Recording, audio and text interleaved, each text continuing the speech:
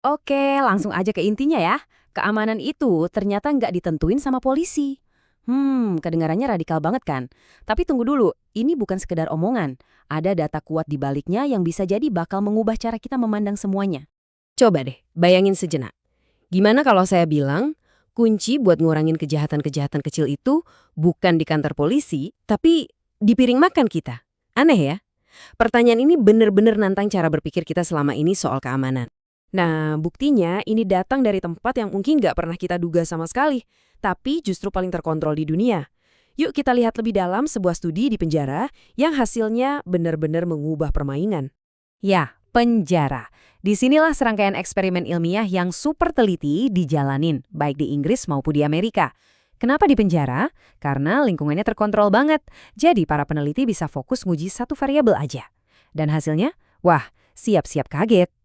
Jadi gimana sih eksperimennya? Simple banget tapi cerdas. Para narapidana ini dibagi jadi dua kelompok. Kelompok A dikasih placebo, pil kosong gitu.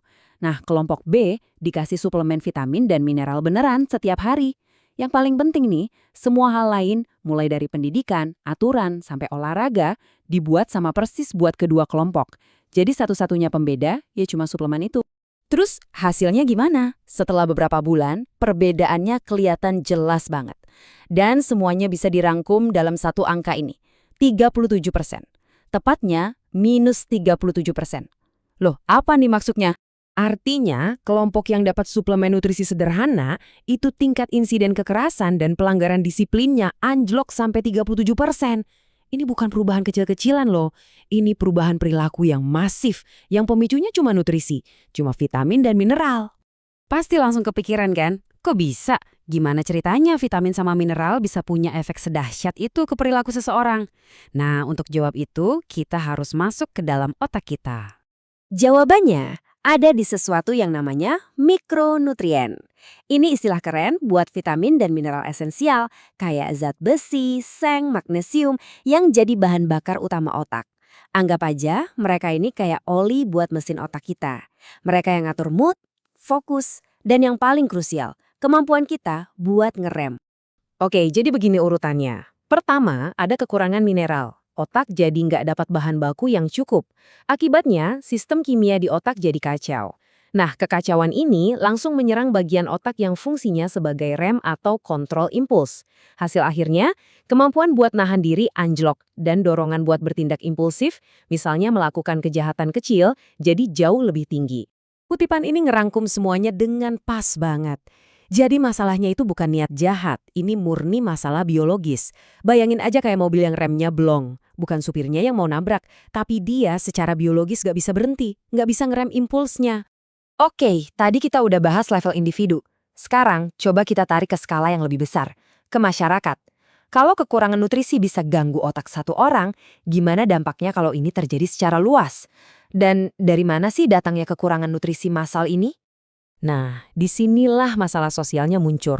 Coba lihat deh, makanan ultraproses yang instan-instan itu harganya murah dan gampang banget ditemuin kan, tapi nutrisinya minim banget. Sebaliknya, makanan segar yang penuh gizi, harganya, ya tahu sendirilah, lebih mahal. Ini yang akhirnya menciptakan semacam jebakan. Orang dengan pendapatan lebih rendah, mau nggak mau lebih berisiko mengalami kekurangan gizi yang bisa merusak fungsi otak tadi. Dan ini poin yang super penting. Ternyata yang memprediksi tingkat kejahatan itu bukan nutrisi rata-rata di suatu daerah, bukan. Tapi persentase populasi yang hidup dalam kondisi kekurangan gizi. Jadi meskipun cuma sebagian kecil populasi yang kekurangan gizi, dampaknya ke seluruh komunitas bisa besar banget. Coba kita lihat perbandingannya. Di wilayah A, asupan nutrisinya merata, nggak ada yang jomplang banget. Hasilnya, tingkat kejahatan kecil lebih rendah. Sekarang lihat wilayah B. Mungkin kalau di rata-rata, asupan nutrisinya sama aja kayak wilayah A. Tapi, di sini ada kesenjangan yang tinggi. Ada yang gizinya bagus banget, tapi banyak juga yang kekurangan gizi parah. Nah, kesenjangan inilah, jurang nutrisi inilah, yang ternyata berkorelasi dengan tingkat kejahatan yang lebih tinggi. Oke, setelah ngeliat semua bukti tadi, dari penjara sampai data masyarakat, kita jadi bisa ngeliat masalah keamanan ini dari sudut pandang yang baru banget. Ini bukan lagi cuma soal polisi dan hukum, ini soal desain. Coba kita bandingin dua pendekatan ini. Pendekatan polisi dan sistem peradilan itu sifatnya reaktif. Artinya mereka baru bertindak setelah kejahatan terjadi. Biayanya mahal. Dan yang diatasi cuma perilakunya aja, bukan akarnya. Nah, sekarang bandingkan dengan intervensi nutrisi. Ini sifatnya proaktif, mencegah masalah sebelum kejadian. Biayanya jauh lebih murah. Dan yang disasar langsung ke akar masalahnya, yaitu biologis.